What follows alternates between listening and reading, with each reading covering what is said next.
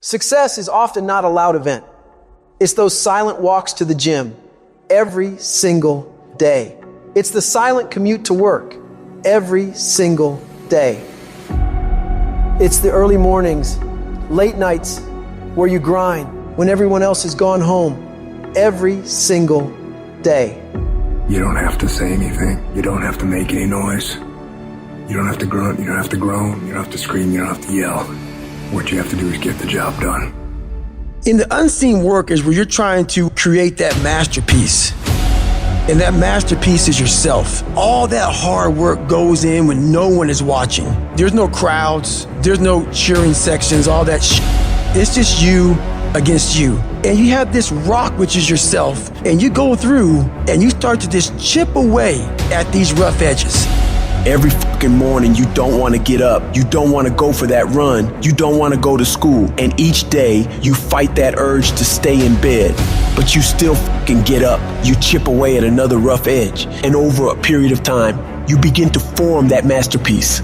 When we look at the masters, when we look at the best business people, we say she's gifted, she's smarter than me, she just somehow knows more than me. She's got a better education, she had an easier background, she got lucky. You've heard the cliche because it's true, the harder I work, the luckier I get. They don't see these motherfuckers, man, what they deal with every fucking day.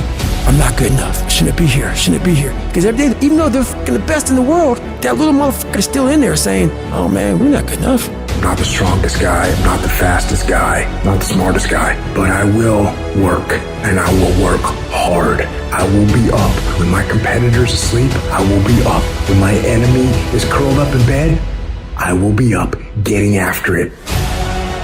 The masters make the hardest things in the world look easiest. And in the moments where you push yourself, those moments tend to lead to success. But you've got to stop rationalizing, stop making excuses, stop telling yourself little watered down assessments of where you're really at. Tell yourself the truth. And the truth shall set you free. And the truth that I had to come to grips with, that I wasn't in charge of my destiny. The truth was that I wasn't giving all that I had. The truth was that there are some things that I wanted to do, but I didn't have the courage to act on those things. I had to start looking at my life differently. I started going to work earlier. I started being the last one to leave there. I started working harder than anybody else. The other guys could not. Why would you work so hard, Les? I've been cheating myself and my family, wherever you are, whatever you're doing, do it with everything that you have. Develop the habit of giving more than what you're paid for.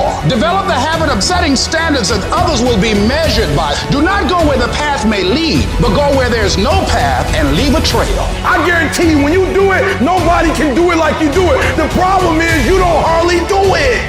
You love sleep too much. You love that alcohol too much. You love that substance too much. You love that vice too much. There's something that you love more than yourself, than your dreams, than your goals. And if you're gonna make it happen, everything in the world has to become secondary. You've got to become obsessed to the point where people think you're crazy. You discipline yourself every day to do what is required. You sweat, you suffer, you endure, and at the end of it all, you win. If you can't right now, there's no one looking, man. How you hold yourself, how you see yourself. What do you do when no one's watching? If you do it then, I guarantee you, you'll be doing it when everyone's watching. If today you never say good enough, tomorrow you'll always have enough.